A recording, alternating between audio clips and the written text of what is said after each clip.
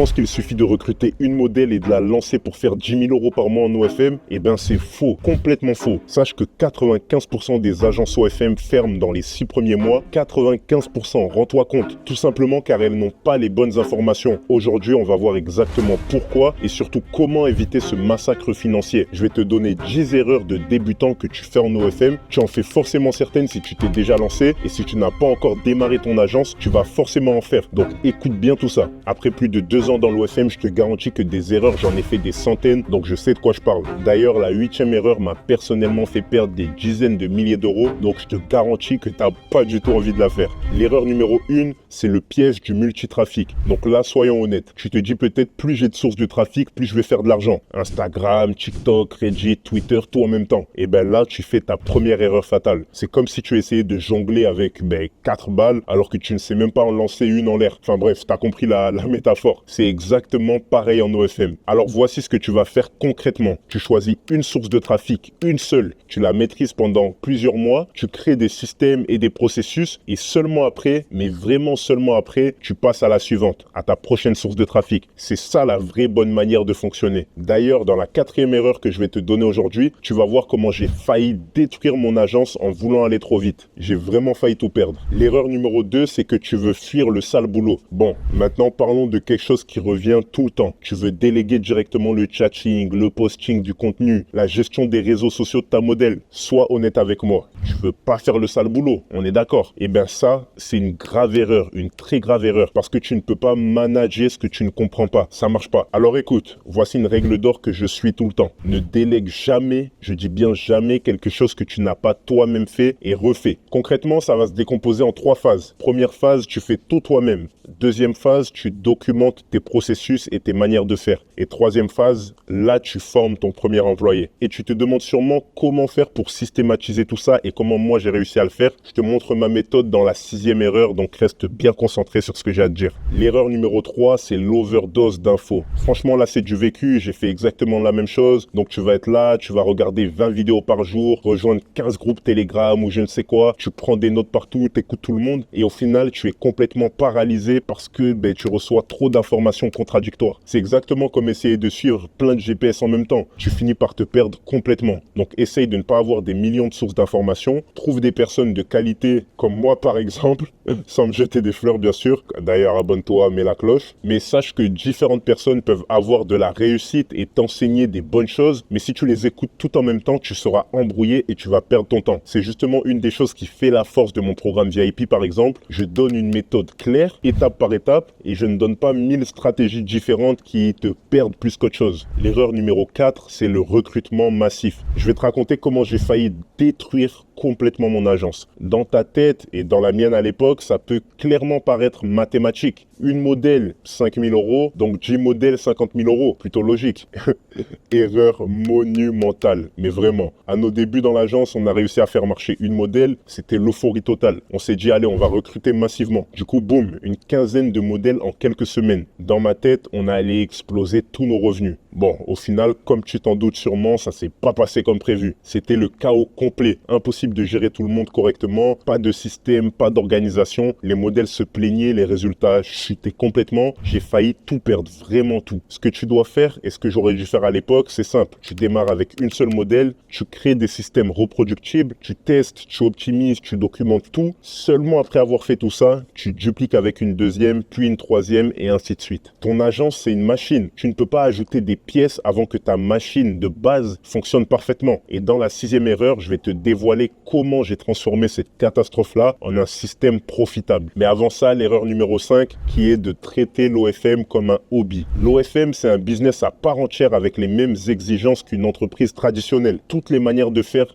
business que tu vois dans les autres domaines, tu dois les appliquer à l'OFM, que ce soit au niveau de ton organisation, des systèmes que tu mets en place, de ta comptabilité et j'en passe. Quand tu fais de l'OFM, si tu veux vraiment avoir de la réussite, fais attention à tout ça. Tu dois tout faire pour être sérieux et avoir un vrai plan d'action action organisée et définie. Je vais t'en parler plus en détail de suite. Ce qui nous mène donc à l'erreur numéro 6 qui est une organisation catastrophique. Bon là, je vais te montrer ma méthode pour transformer le chaos en système. Peut-être que tu n'as pas de calendrier, pas de planning, tu improvises tout au jour le jour et tu fais tout à l'arrache. Écoute bien une chose, sans organisation, tu n'as pas d'efficacité et sans efficacité, tu n'as pas de résultat. C'est mathématique. Par contre, il y a certaines choses que tu dois mettre en place qui peuvent multiplier ta productivité. Donc, essaye déjà de mettre en place ce que je vais te dire tout de suite. Un calendrier de contenu sur 30 jours pour ta modèle. Je te le mets dans la description, tu peux aller le chercher. Un planning de posts pour ta ou tes sources de trafic. Quelque chose de très important à faire. Et des processus documentés pour chaque tâche, comme je te l'ai dit plus tôt dans la vidéo. Et je peux te donner un autre conseil actionnable que tu peux commencer à faire dès maintenant, c'est que tu peux passer une semaine entière à documenter tout ce que tu fais, minute par minute, et franchement, tu vas avoir des surprises sur là où va partir ton temps. Tu verras que ça peut être parfois très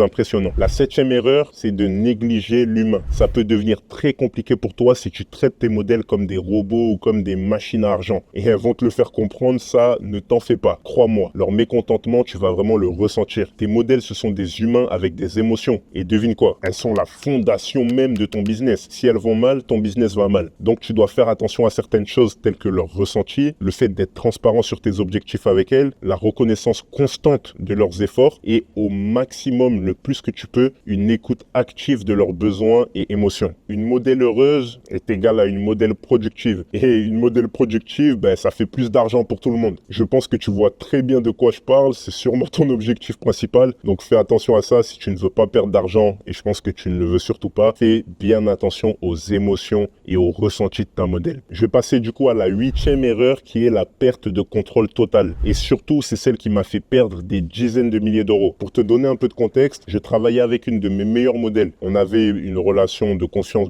quasi parfaite, honnêtement. Enfin, c'est ce que je croyais. Mon erreur fatale, ça a été que je lui avais laissé les accès complets au OF et à la banque pour simplifier les choses. Je me disais ça, mais au final, quelle connerie. Un jour, je me suis levé et elle avait tout pris. Et figure-toi que je n'ai pas appris de mes erreurs parce que ça m'est arrivé plusieurs fois. Alors, si tu ne veux pas reproduire mes bêtises et perdre des milliers d'euros, écoute-moi bien. Tu dois avoir tout les accès, compte bancaire, compte OnlyFans, email, tous les réseaux sociaux, tout, sans exception. Et pour présenter ça sans que ça paraisse louche, c'est facile. Par exemple, pour le compte en banque, tu dis c'est le compte de l'entreprise, j'ai besoin des accès pour la comptabilité et pour payer les autres collaborateurs, les employés. Et une autre chose très importante, essaye de retirer l'argent des comptes le plus souvent possible. Ne laisse jamais de grosses sommes d'argent accessibles à ta modèle. Ça peut très rapidement lui faire tourner la tête et ça va lui donner des envies de te voler au final. Cette erreur m'a coûté beaucoup d'argent, mais elle va t'en faire économiser beaucoup plus. La 9e erreur, c'est les pourcentages ridicules. Ça, c'est quelque chose qui me rend complètement dingue. Comment tu peux accepter des contrats à 30, 40% des revenus, 45%? Franchement, tu te sous-évalues complètement. Regarde la réalité. Sans toi, elle fait zéro, elle fait pas d'argent. Avec toi, elle fait 10 000, 15 000, 20 000 euros ou plus. Tu mérites minimum 60-70% des revenus, grand minimum, en sachant toutes les dépenses que tu as besoin